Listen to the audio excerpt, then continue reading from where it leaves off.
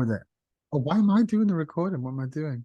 No, Yeah, just press record again and then it's all cool. Yeah, it's all going. Apologies, everybody. We just ran over our 40 minutes there. So Steve's just going to carry on because with I'm it. overly talkative. That's No, what it you're is. not. It's absolutely really interesting. So please do carry on. But no, I was just saying, just sometimes as a trans person, it's great being in those bigger spaces, but sometimes you don't want to have that first 10 questions that people who aren't used to trans people maybe ask you, like, what do Yeah. you think about trans sport? What do you think? It's like, I mean, most trans people I've ever met never brought up sport, don't give a fuck Exactly. about these things. It's this That- like, do you know what I mean? It's so funny. This is why I was like saying this preoccupation with people on the right. It's like, Harry and Meghan. Like yeah. I love like sometimes because I'm a masochist, I'll go and have a look on Talk TV or GB News. It's just like, what does the other side think about Yeah. life? Yeah. Yeah. Yeah. And you just watch, and there's hours and hours and days of programming dedicated to Harry and Meghan, and it's just like I don't know why they won't just shut up. I don't know why they feel victimized.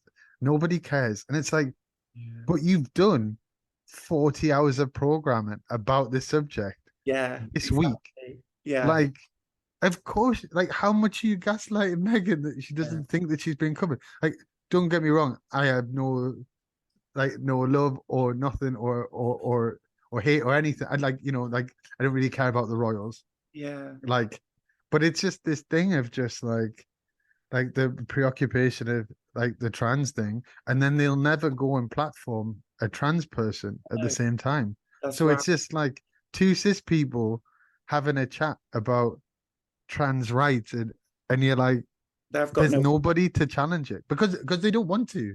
It's not Yes. about balance. It's just about vilification and getting people really angry so that they'll go and like tune in. But it's just that's when you go and have all these horrific things come of it because it's just like breeding grounds for radicalization. And Yeah. that's the irony is just like, yeah, people on the left, if you just meet someone who's trans or black, whatever, you just like, you're right, mate. Yeah.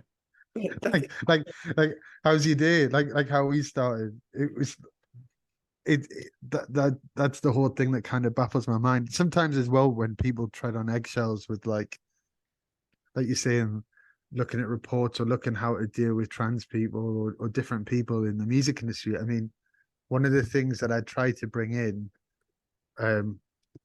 was so if you're like a football coach or something like that, or a scout leader or just a teacher, you do a CRB check because you're working with youngsters. yes.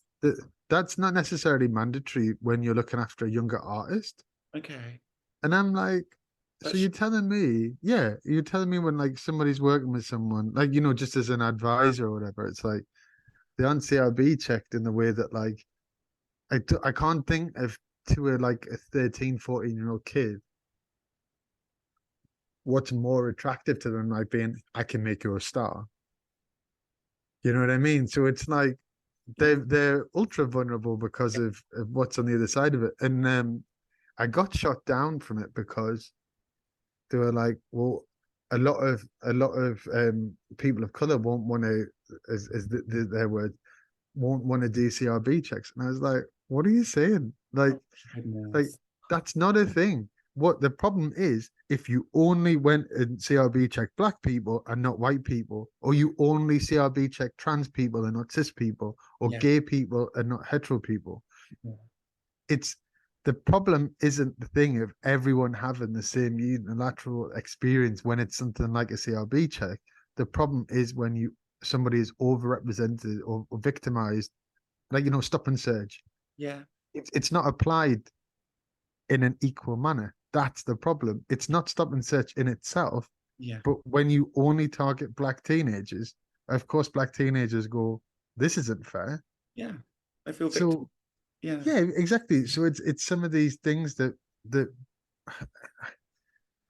what I want and why I really like you and the work that you do is just like you have to foster open dialogue with Yeah. people Yeah. for stuff to really be changed. Otherwise, you just have these things where everyone's saying what they think they should be saying Yeah. in this performative way, and Yeah. stuff doesn't move on. Yes. And I think that's the one lucky thing about me being a Geordie and being quite straight to the point is that, like, and I'll say, like, there's times where I've messed up before, got given the wrong pronoun or just done the wrong thing.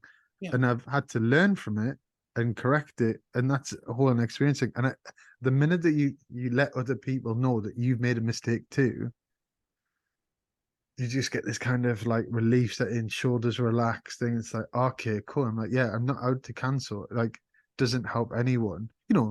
If someone had done something really severe, cool, that's another debate. But most people, just a like, genuine... if you make a mistake, yeah, genuine mistake, and there's no malice in it. No. Like you just know, and like people, I know there's a big thing about receipt over intention, but intention's still important, I think. Yes. Yeah. And like, when someone's, for instance, like getting in a bit of a muddle with pronouns, but they're trying, Yeah. and someone who's deliberately perseverant to go like, nah, I'm not gonna bother him. I'm not yeah. gonna... I'm not gonna give sorry, did I get it wrong again? Like, you just know, in tone of voice thing. It's like, I have family up in Sunderland and friends that, like, definitely don't call me like the politically correct terms, being queer or whatever, but will come and give me a massive hug, and I know that, like, would literally take a bullet for me. Oh, that's And nice. I'm like, so who's more okay with me, that person or the person who says all the right things but is hesitant when they have to, like, hug me, or you know what I mean? I almost find it easier if someone doesn't like me, it's like, I kind of want you to just not like me openly. Yes, I love that. That's what I like too. I like to know where I stand. I really do like that. I appreciate it, actually. I respect Yeah. it, honest.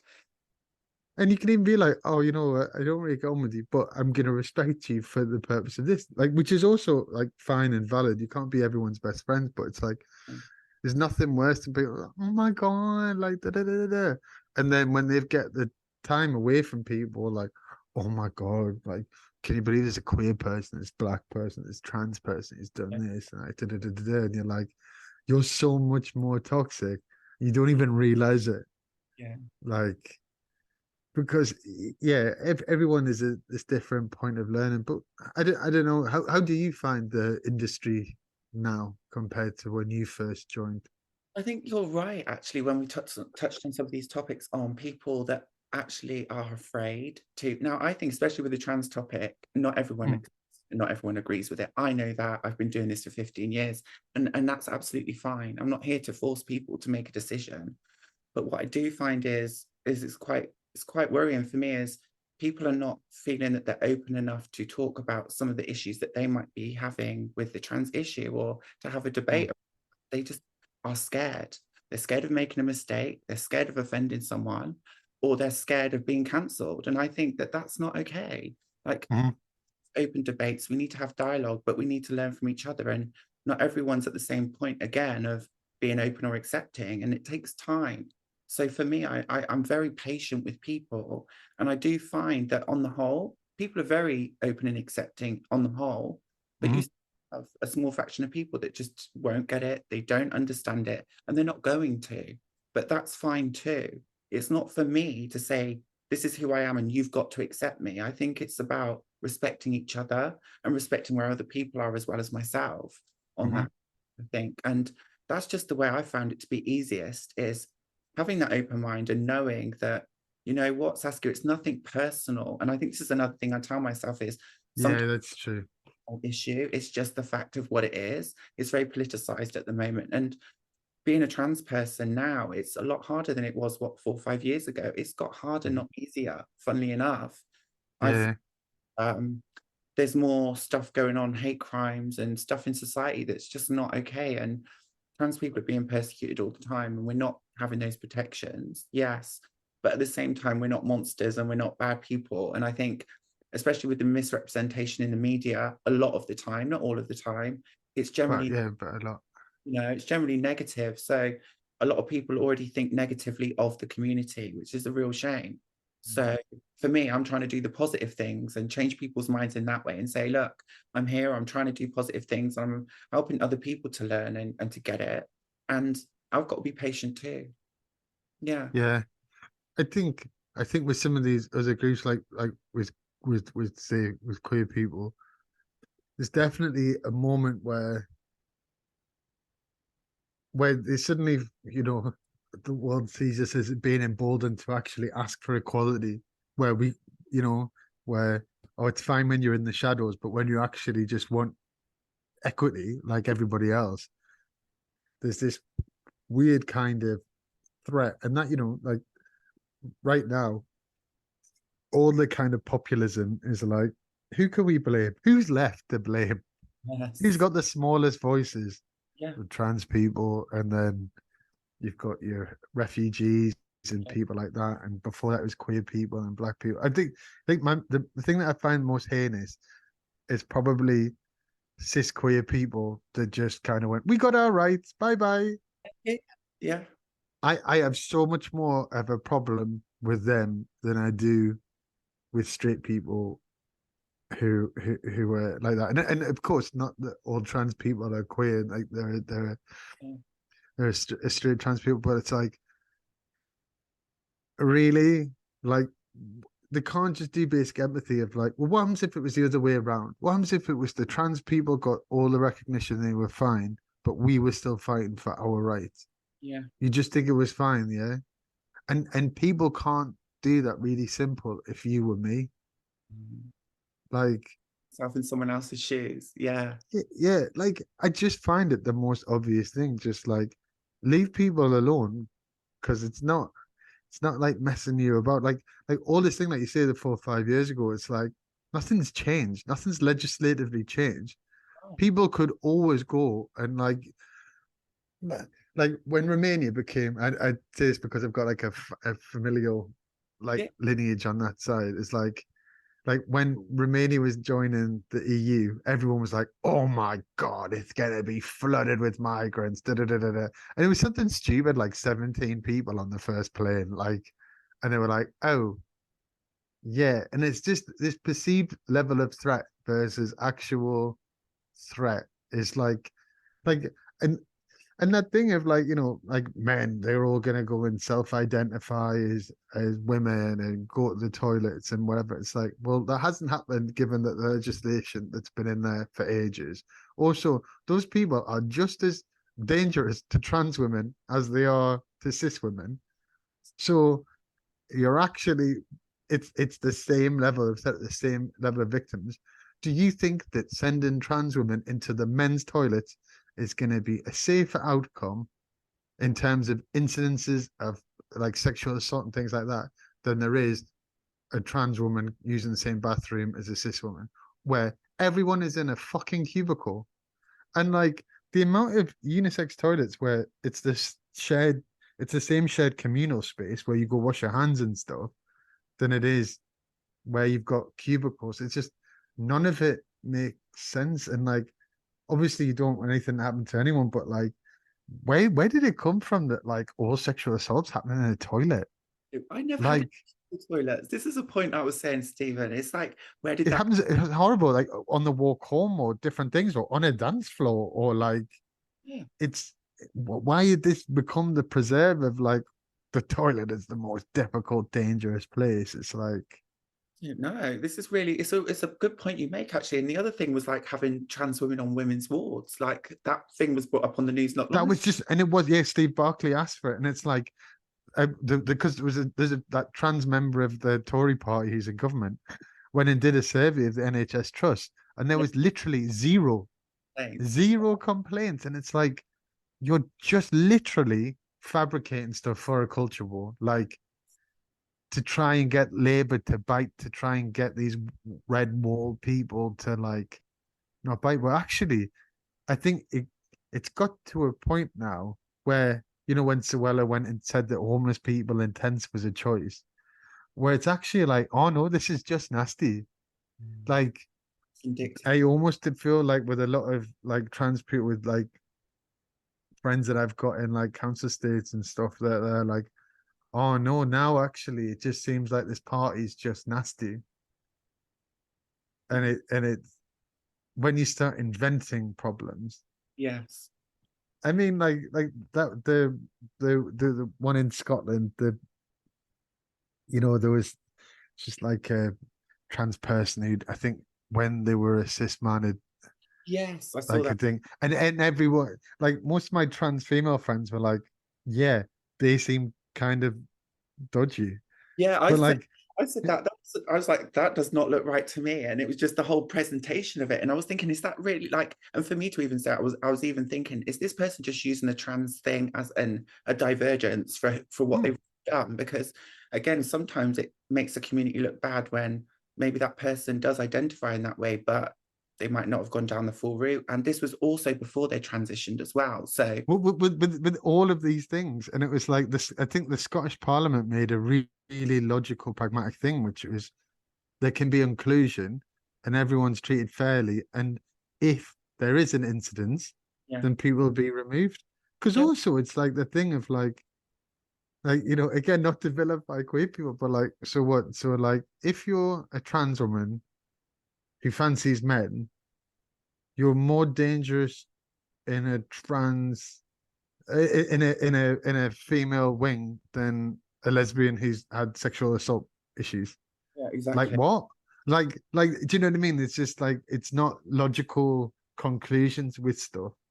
If if I thought like I like I'm quite weirdly like autistically practical with stuff, and I can be very dispassionate about stuff, but I'm like none of it actually makes sense. And like I had trans lecturers at uni, all these things, and like it's just this weird thing of like, everyone thinks it's a new thing. We posted this thing on the HE.SHE.THEY recently, which I think is the best thing I'd ever heard on the subject, which was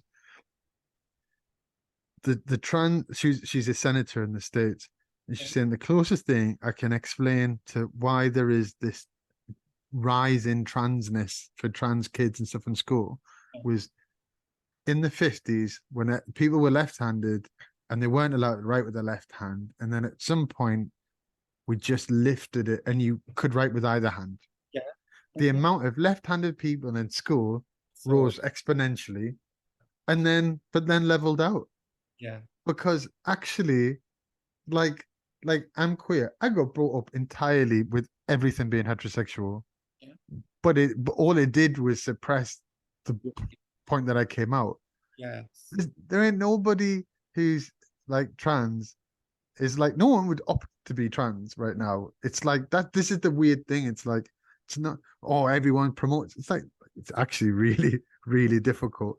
So this idea that like you would go through all these things just to be like in a gang or be in this thing or whatever. It's just like all the every kid that is suddenly like have it like, oh, I'm trans, right, next week you have a massive surgery. Like there's no actual real discussion of how things really are, and how much like due diligence of years of going through things before people go through an experience. So it's just like that's why I like doing the HE.SHE.THEY thing, because I've been able to use music, which I had a privilege to do, where I've made lots of people money, and therefore that's my way that I can break through to just go and talk about these issues and why I want straight and cis people to come to our club nights is that I want to be able to disseminate some of this information to people in really manageable, easy ways that people realize, like, ah, so that thing just isn't true, or just make them think about yeah, stuff, yeah, yeah. and stop this kind of you versus us. So we're getting there bit by bit. We've got the documentary coming out in January, which is going to be on YouTube and Amazon Prime, and Fantastic. it's getting translated into multiple languages and stuff. So that's really cool. I So did. that's going to be, yeah. I came down to in Camden for that. I remember it was Oh, of really. course, yeah. Oh, so have you saw it then? Yeah. Yes, I did. It was amazing. So thanks for the invite down to that. It was great. Yeah. Yeah. So, but it's, it's balance, and it's about joy as well as trauma. It's like, and I think that it shows that thing that we've been talking about, that intersectionality approach, that like lots of people come into that community from a different place, but the unifying thing is that everyone just wants respect and love and acceptance. Yeah. And it's really obvious. So doing things like that where we can reach more people, and I want to be able to make films and TV shows and all sorts of things to just to show people the humanity of different people, and actually how we can all just get along. Yeah, that's beautiful. That's beautiful. And It is. it's I'm like like the Geordie Martin Luther King. you are. It's like you're literally like breaking these stereotypes by not just having these events, but you're including everybody. And then people are actually able to process things in their own time, in their own space, Yeah. which I think is fantastic. It's really, And really, having trans people who don't pass, yeah, like, yeah, having different types of queer people up there, like like having different body shapes, all these different things. It's like also just we're all different. that's yeah. Anyway, sorry.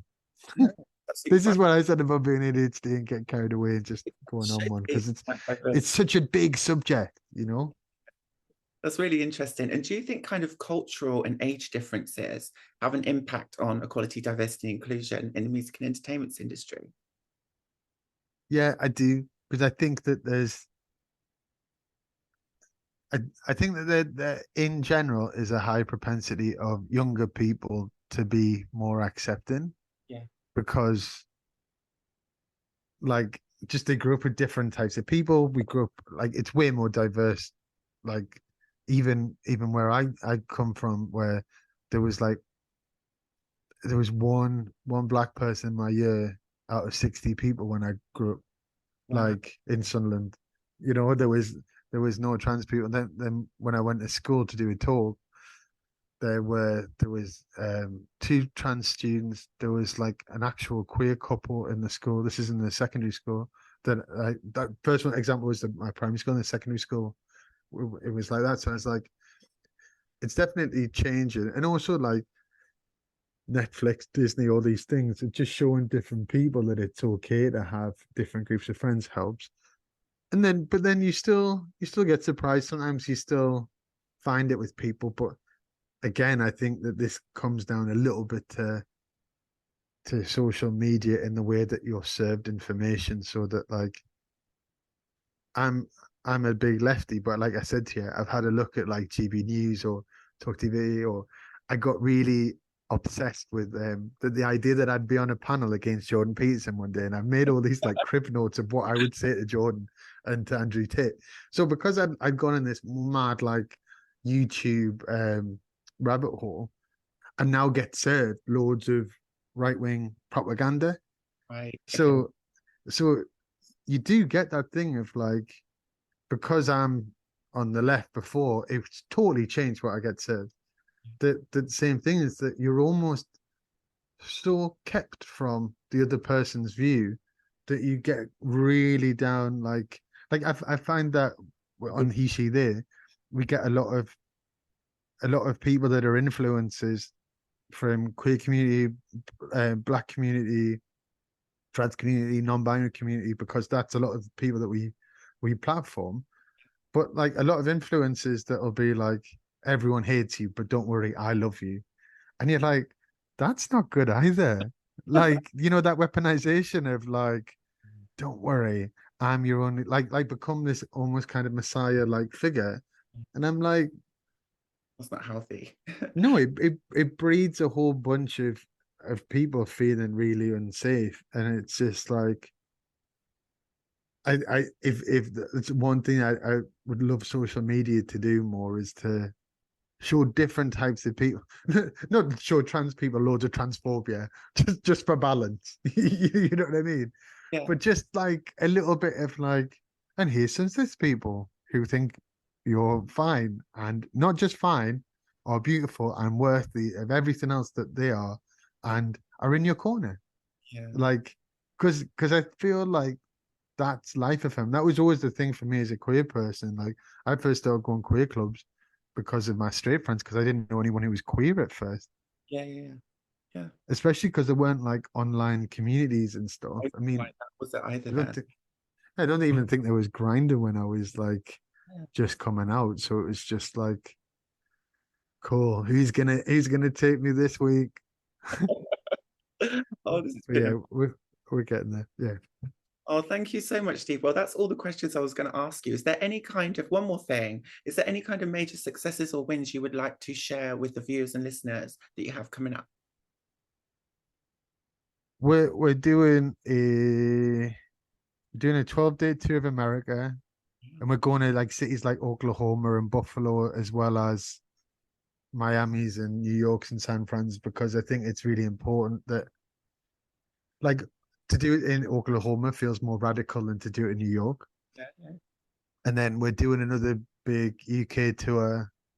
Then we're doing a European one, and then we're finally going to go to Asia again, and then we're going to go to Australia and South America for the first time. Oh, wow. So yeah, it's a lot. We just got nominated for DJ Mag label of the year, which is good. And yeah, there's a couple of bigger companies actually looking to buddy up with us.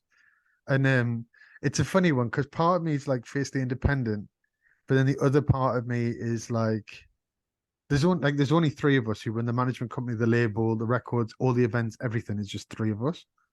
So it's like, God, if we've done this by ourselves, how could we actually change culture if we had a machine behind us? Yeah. So if we do, I know we're gonna have some level of like, oh, you sold out or whatever. But then I think my biggest thing is that, like, I want to have a stage, a Glastonbury, the massive one where you've got 30,000 people all playing to a trans artist who's just coming up for the first time, or like, and they can see all these things, because that's really when you start changing stuff. Like, when you have, as much as you have a backlash against things like The Little Mermaid or whatever from some fucking incels, there will be a whole generation of young black girls that saw themselves for the first time. Totally empowered and inspired. Yeah. And do you know what? In 20, 30 years' time, when whichever fictional character, like honestly, if your biggest difficulty for suspension of disbelief was not the fact that this girl has a fucking tail as a fish, then has legs, and then can go and live in the sea with a talking crab, but you can get that, but you can't get the fact that she's like brown skinned. Like, Jesus, the problem is not The Little Mermaid, it's definitely you.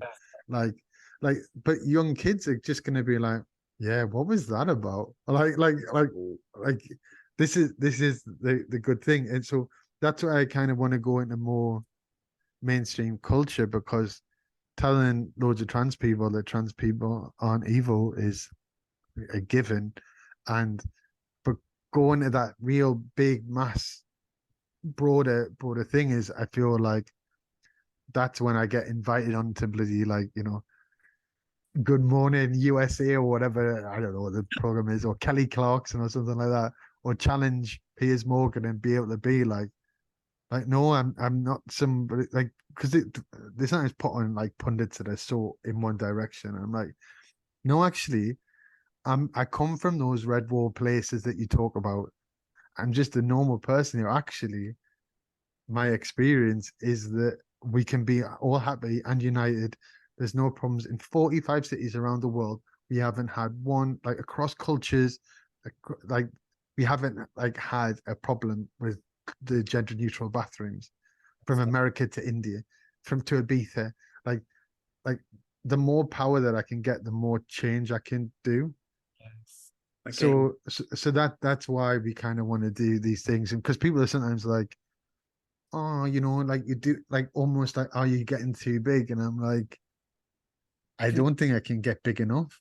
Yeah, you've never. Like, yeah, do you know, like look at Dolly Parton. Like, what, like, how amazing to use your platform and your power to go and give 150 million school books to people, to go and advocate for trans people, for gay people, for people of color, all these things. And like her fan base is a country fan base. It's not like she was preaching to the choir on it, but she stood her ground. And like I saw people coming for like a 77-year-old woman or wherever she is shouldn't go and wear what she wore in the Super Bowl. I was like, she looked fucking brilliant. I wish I looked like that when I'm 77. 100%. But also, like, why are we telling ourselves like that when we're 77 that we can't be beautiful anymore, that we can't be a use to society anymore? Because when we're going to do that as well, it's not even self-serving, because at one point you'll be 77 and you've completely caged yourself because of like what you should or shouldn't do. Of course, it was like men again, and you just like, just stop it. Just why are you so interested in somebody else wearing something when you're wearing a t-shirt that's probably got bean sauce down it? Like, you're so funny. I love it. This has been fantastic. I've loved this thank you so much. Thank you for your time today. It's been amazing. This has been fabulous. Thank you again. My absolute pleasure, and we should hang out soon. We certainly will. I'll speak to you later. Right, big love. Bye. Wait this one up and pause.